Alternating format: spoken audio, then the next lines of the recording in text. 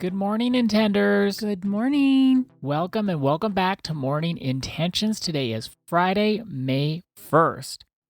Normally on Fridays, we do some kind of reflection, but being the first day of the month, instead, we're going to be introducing our brand new theme, which is living a heart led life.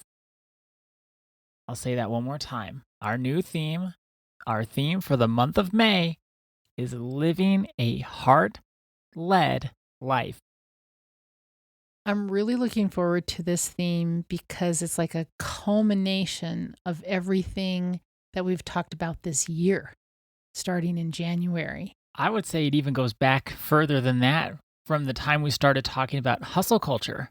That was like in October. That's right. So it's bringing everything together, which is going to be fun. And it's also nice having a new theme. We've been talking about high functioning codependency for forever, it seems. So this is going to be a welcome change. I'm excited about this too, and I also think it's going to be great, especially since we want to focus on what to do rather than what not to do. Sure, we can look at our habits as something that we're going to try not to do anymore, but a better way to look at life is trying to incorporate more of what we would like to do, how we would like to show up. And we're putting that in the terms of living a heart-led life. And when it comes to a theme like this, we like to start out with a working definition. And we need one for this because not everybody will understand what living a heart-led life even means. Oh, I know. There was definitely times in my life where if someone said, living a heart-led life, are you nuts? Like, what does that even mean? I would just listen to something else. Oh, me too. But we don't want people to listen to something else. We want to start with that working definition so we're all super clear on what we mean by this. Before we start, I would like to celebrate something. What's that? So our listenership went way up during Terry Cole. And I want to congratulate all of us for having the courage to listen to all of that, because that's how then we can come to this theme fully prepared. And we've got the courage to look at this. I know we do, because we have had more listeners than we've ever had. And it was such an intense subject. We appreciate everyone listening, and we know that this month will be a continuation of all the work we do here on Morning Intentions. As Annette, we've already mentioned hustle culture. We've done so much. What we like to see is that our themes grow on one another. We always circle back to what we've talked about before in some way, but then we take it deeper and deeper and deeper each and every time. And that's what we're doing this month too. So here's our working definition for living a heart-led life. I'll read it once for our heads, and then Annette, I'd love it if you could read it a second time for us for our hearts. That sounds wonderful. Living a heart-led life means choosing to show up from a place of steady truth rather than reactive fear. It is a way of living where your thoughts, words, and actions are guided by what is honest, aligned, and meaningful, rather than by pressure, conditioning, or the need for approval. The heart is steady, not reactive. It does not rush, escalate, or demand immediate action.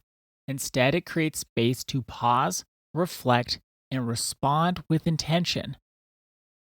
The heart is honest, not harsh. It speaks truth with clarity and care without minimizing, avoiding, or using honesty as a weapon. The heart requires courage, not comfort. It asks you to choose what is right and aligned, even when it is difficult, unfamiliar, or uncomfortable. Living a heart-led life is not about following every feeling. It is about learning to recognize what is true and having the courage to live in alignment with that truth, moment by moment, choice by choice. Now for our hearts.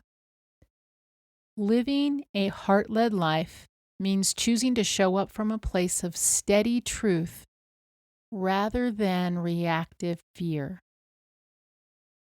It is a way of living where your thoughts, words, and actions are guided by what is honest, aligned, and meaningful, rather than by pressure, conditioning, or the need for approval. The heart is steady, not reactive.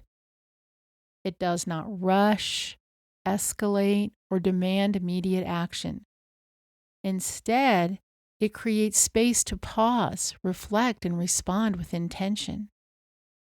The heart is honest, not harsh. It speaks truth with clarity and care, without minimizing, avoiding, or using honesty as a weapon. The heart requires courage, not comfort. It asks you to choose what is right and aligned, even when it is difficult, unfamiliar, or uncomfortable. Living a heart-led life is not about following every feeling. It is about learning to recognize what is true and having the courage to live in alignment with that truth, moment by moment, choice by choice. Thank you so much for reading that the second time for our hearts. This is a longer working definition than we typically have, but this is a deep subject, living a heart-led life. We didn't want to leave anything to chance, did we? No, and especially because people can jump to conclusions, especially if they're not doing this personal development work. They can say, oh, heart-led life, what am I supposed to do? Just walk around just feeling every feeling and showing every feeling? No, we're not saying that. And that's where this can go off the rails if we didn't have something very definitive to ground us. Because we're not talking about feeling every feeling. Well, yes, we are, but not letting that guide and influence every interaction we have. We're talking about you better look at your feelings. The heart is steady, not reactive. Look at your feelings. Feel your feelings. Take responsibility for your feelings. And then respond with intention. The heart is honest, not harsh. We're not saying live with our hearts on our sleeve and then tell everybody off if you're upset and say things to people that shouldn't be said because you haven't regulated yourself. No. The heart is honest, not harsh. This is deep work, Ada. You're completely correct. And then the heart requires courage, not comfort.